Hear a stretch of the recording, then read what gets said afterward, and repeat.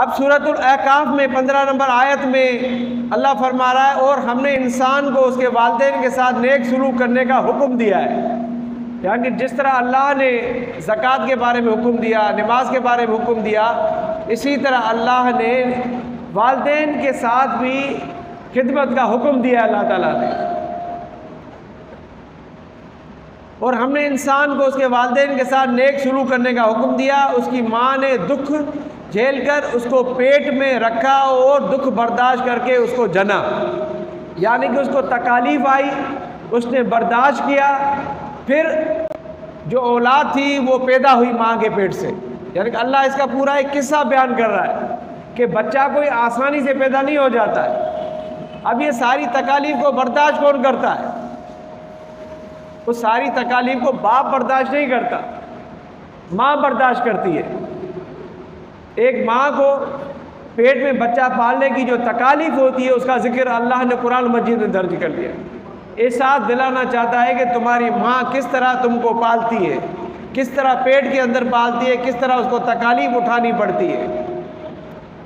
پھر سورۃ البقرہ میں 83 نمبر آیت میں رب فرماتا ہے اور جب ہم نے بنی اسرائیل سے پکا وعدہ لے لیا کہ تم اللہ کے سوا کسی کی عبادت نہ کرنا اور ماں باپ کے ساتھ نیک سلوک کرنا. اب اس آیت میں بھی اللہ تعالیٰ والدین کے بارے میں بتا رہا ہے کہ نیک سلوک کرنا، اچھا سلوک کرنا. اب پھر سورۃ البقرہ میں 215 نمبر آیت میں رب فرماتا ہے وہ آپ سے پوچھتے ہیں کہ وہ کیا خرچ کریں. آپ کہیے کہ تم جو بھی پاک مال خرچ کرو وہ والدین کے لیے، رشتہ داروں کے لیے اور یتیموں کے لیے اور مسکینوں کے لیے اور مسافروں کے لیے خرچ کرو. یعنی اس میں بھی اللہ تعالیٰ کا حکم ہو رہا ہے کہ آپ حلال کماؤ اور حلال خرچ کرو. اور کس کس کے اوپر خرچ کرو؟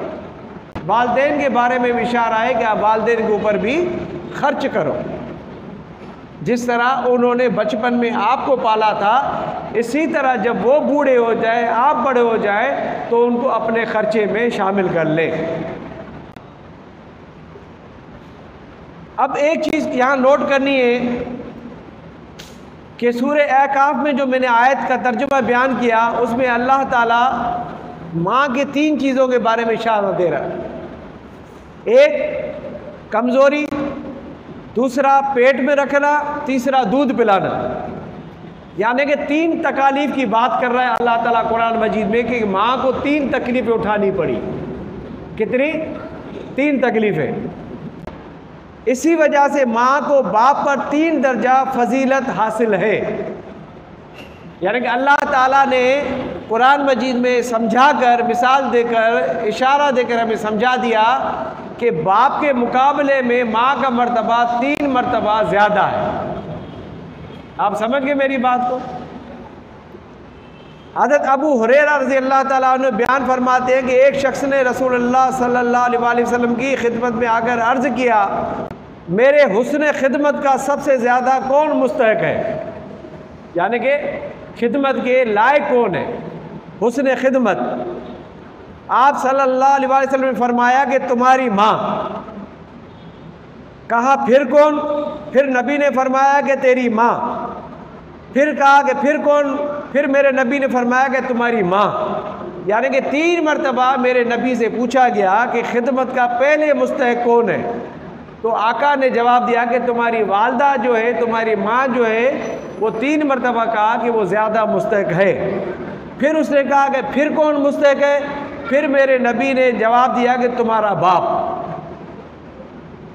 آپ دیکھیں کہ 3 مرتبہ حق زیادہ ہے باپ سے. جو بچے کی ماں ہے اس کا 3 مرتبہ حق زیادہ ہے، اسی لیے کہ اس نے 3 مرتبہ کمزوریاں برداشت کی ہے. اس لیے اللہ تعالیٰ نے 3 مرتبہ حق اس کا زیادہ رکھا ہے کہ زیادہ ادب جو ہے آپ کو ماں کا کرنا ہے. ایک حق جو ہے باپ کا ہے، 3 حق ماں کے ادا کرنا ہے. اس کا مطلب اللہ تعالیٰ خود اشارہ دے رہا ہے کہ ماں کا مرتبہ باپ سے بھی زیادہ ہے، کیونکہ وہ 3 تکالیف کا ذکر قرآن مجید میں اللہ فرما رہا ہے. کمزوری ہو گئی، پیٹ میں بچے کو رکھا، پھر اس کو دودھ پلایا. اسی حدیث سے اور قرآن کی آیت کو آپ سمجھ گئے ہوں گے کہ اللہ تعالیٰ نے باپ کے مقابلے میں ماں کا مرتبہ زیادہ رکھا ہے۔ حضرت ابن عباس رضی اللہ تعالیٰ عنہما بیان کرتے ہیں کہ ایک شخص نے نبی صلی اللہ علیہ وسلم کی خدمت میں حاضر ہوا اور پوچھا، یا رسول اللہ، میں نے یہ نظر مانی تھی۔ کوئی نظر مانتا ہے کہ بھائی میرا یہ کام ہو جائے تو میں یہ نفل پڑھوں گا، میں اس طرح خیرات کروں گا، میں عمرہ کروں گا، میں بکرا ذبح کروں گا، میں یہ صدقہ کروں گا، میں یہ نفل پڑھوں گا۔ اسی طرح ایک شخص آیا نبی پاک کی بارگاہ میں اور حاضر ہوا اور پوچھا، یا رسول اللہ، میں نے یہ نظر مانی تھی کہ اگر اللہ نے آپ کے لیے مکہ فتح کر دیا، اگر اللہ نے آپ کے لیے مکہ فتح کر دیا تو میں بیت اللہ میں جا کر اس کی نچلی چوکٹ کو بوسہ دوں گا، کہ اگر آپ مکہ فتح کر دیا، اللہ نے مکہ فتح کروا دیا، کامیابی ہو گئی، تو میں چوکٹ کو جا کے چوموں گا بیت اللہ شریف میں۔ تو پھر آپ صلی اللہ علیہ وسلم نے فرمایا، تم اپنی ماں کے قدم کو بوسہ دے دو، تمہاری نظر پوری ہو جائے گی۔ آپ دیکھیں کہ کہاں ایک طرف کعبۃ اللہ کی چوکٹ کو چومنے کا وعدہ ہے اور ایک طرف والدہ کو بوسہ دینے کی بات ہو رہی ہے۔ تو میرا نبی فرما رہا ہے کہ چوکٹ کے پاس جانے کی ضرورت نہیں ہے، تم اپنے ماں کو جا کے بوسہ دے دو، اس کے ہاتھوں کو چوم لو، تمہاری نظر پوری ہو جائے گی، اللہ میں تمہارا وعدہ پورا ہو جائے گا۔ اب اندازہ لگاؤ کہ ماں کی عزت اور احترام اللہ نے کس طرح بلند فرمائی ہے، اور ہم ماں باپ کی کیا عزت کرتے ہیں، ہم سب اپنے آپ سے پوچھیں۔ ایک اور حدیث میں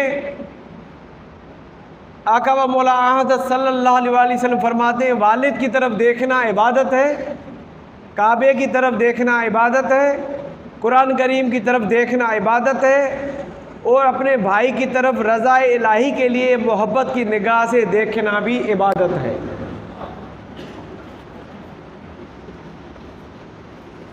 اچھا، ایک اور حدیث کی طرف آتے ہیں کہ جو شخص روزانہ والدین کے لیے مغفرت کی دعا روزانہ کم از کم ایک مرتبہ کرے، چاہے وہ حیات ہو یا نہ ہو، تو ساری زندگی رزق میں بے برکتی نہیں آئے گی، یعنی کہ اللہ برکت کے دروازوں کو کھول دے گا۔ ہمارے ماں باپ زندہ ہیں یا نہیں ہیں، ہمیں روزانہ ان کے لیے مغفرت کے لیے دعا مانگنی چاہیے، اپنے ماں باپ کے لیے، اپنے لیے، اپنے بچوں کے لیے، پوری امت کے لیے دعا مانگنی چاہیے۔ آقا و مولا حضرت صلی اللہ علیہ وسلم فرماتے ہیں کہ والدین سے تعلق توڑنے والا گھر سے نکالنے والا، یعنی کہ ماں باپ کو جو گھر سے دھکے دے کر نکال دے، جنت میں داخل وہ شخص نہیں ہوگا۔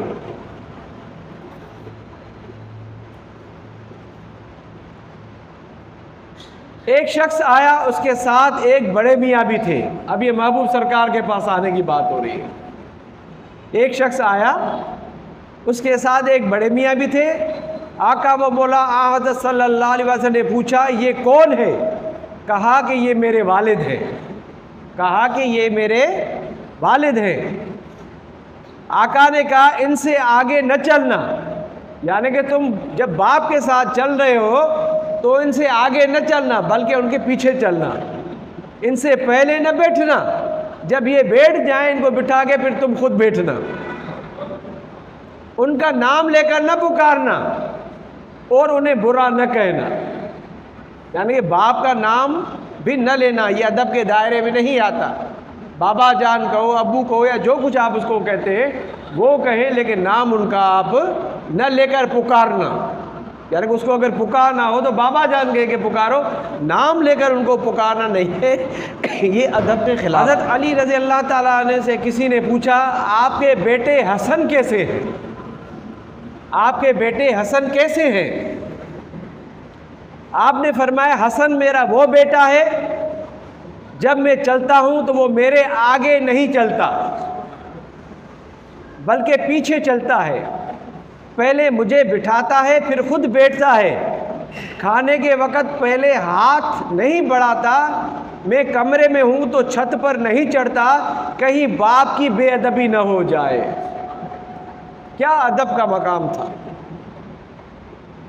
کیا ادب ہے والدین کا۔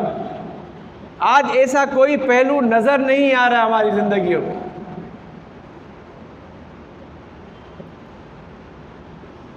سرکار فرماتے ہیں کہ تم اپنی والدین کے ساتھ حسن سلوک کرو، تمہاری اولاد تمہارے ساتھ حسن سلوک کرے گی۔ عزت کرو گے عزت ملے گی، خدمت کرو گے خدمت ملے گی۔ والدین کا ادب رزق اور عمر میں اضافہ فرماتا ہے۔